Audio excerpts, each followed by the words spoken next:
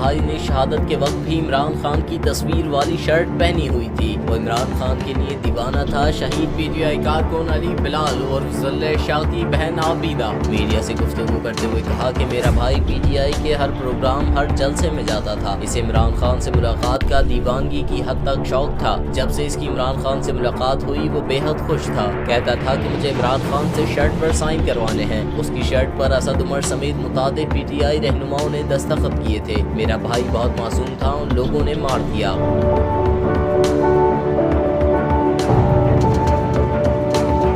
शहीद पीटीआई कारकुन अली बिलाल की बहन ने कहा कि अगर तुम लोग इमरान खान के इतने ही दुश्मन हो तो मुकाबले में सामने आओ, मासूमों को क्यों मार रहे हो। कहा कि खवातीन की गाड़ियों पर तेजाब फेंके गए। हुकूमत को मुखातिब करते हुए कहा कि मुल्क पर रहम करो, मुल्क को खाना जंगी में मत धकेलो।